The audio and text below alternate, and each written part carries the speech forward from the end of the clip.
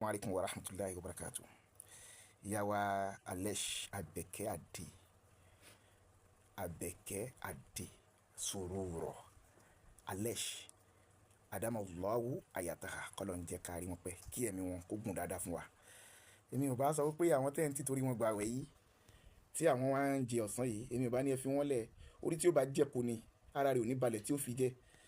Torí ọ̀rọ̀ Ọlọ́run lèmi ó tẹ̀lé tí mo fi sọ bí Ọlọ́run ní innal ladhina kafaru sawa'un alayhim a anzartahum am lam tunzirhum la yu'minun. Àwọn kìíní yìí kẹ́ kìlọ̀ fún wọn, wọn ní gbọ́. Àwọn náà kọ́ o Ọlọ́run ní khatamallahu ala qulubihim wa ala sam'ihim wa ala absarihim ghishawatun wa lahum adhabun adhim. Ọlọ́run ní khatamallahu ala qulubihim, àwọn Ọlọ́run la di ọkàn wọn pa. Wa ala sam'ihim, etí wọn tó fi ń gbọ́rọ̀ yìí àwa la di wọn pa. Wa ala absarihim, ojú wọn tó fi rí pé nǹkan táwọn ń ṣe yìí ò dá, àwa la ṣe kíni, àwa la di pa. Ghishawatun wa lahum adhabun adhim.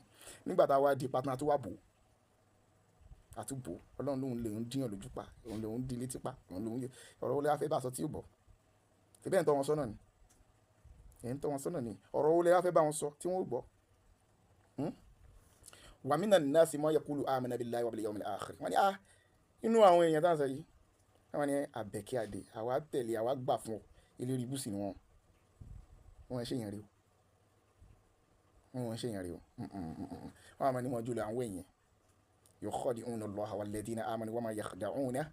Wọ́n sọ pé àwa ń tan jẹ ni, ìyẹn à ń tan jẹ ni, à ń tan ìyàwó Alesh, wọ́n làwọn ń tan yín jẹ ni. Wọ́n mọ̀ súnmọ́ yín, wọ́n mọ̀ sọ̀rọ̀ orí lọ́dọ̀ yín, tẹ́ bá ti kú bẹ́ẹ̀ ọ̀rọ̀ ibi ni wọ́n mọ̀ sọ mistake yín. Illa anfusahum wa ma yash'urun. Wọ́n sì ń tan ara wọn jẹ ni, ara wọn náà ń tàn jẹ. Fi qulubihim maradun fazadahumullahu maradan wa lahum adhabun alim bima kanu yaksibun. Iṣẹ́ wọn tí wọ́n ń ṣe ń pa yín òní mọ̀ jìyà. Ọlọ́run ti promise wọn níyà, ẹ ṣe fún wọn lẹ̀. Ẹ ń wò tó pé wọ́n jẹ́ ọmọ ìlú yín, wọ́n jẹ́ àwọn ọmọ ìlú yín.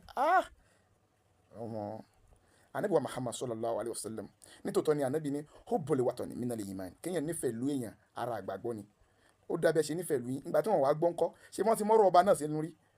Lèmi fi fún wọn lésì ńgbà yẹn pé ká ní pé bàbá wọn bá jọba ni, ṣé wọ́n ní kó gbé adélẹ̀ kó gòpó? Iná ò dá nílùú ìlú, wọ́n bú ọba. Ká ní pé ẹ̀gbọ́n wọn bá lọ́ba ni, ṣé wọ́n ní ó gòpó? Ká ní pé fámìlì wọn lọ́ba ni, wọ́n ní ó gòpó? Ẹni tọ́lọ́run bá ti yàn sípò olórí èèyàn ni.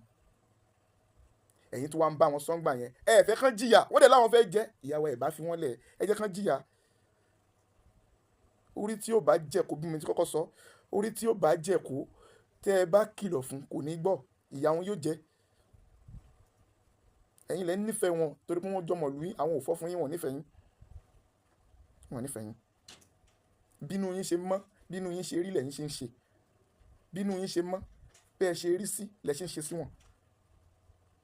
Ìgbà táwọn bá dẹ̀ nífẹ̀ẹ́ yín kọ́ látara wípé ẹ̀ ń bá wọn sòdodo ọ̀rọ̀, ẹ fi wọ́n lẹ̀ kan lọ jìyà tán fẹ́ jẹ. Kọ́lọ́n jẹ́ àríyá wa sùúrù rà pẹ́, kọ́lọ́n jẹ́ kí ẹ̀mí kó gùn dáadáa fún wa. Wassalamu alaikum wa rahmatullahi wa barakatuh.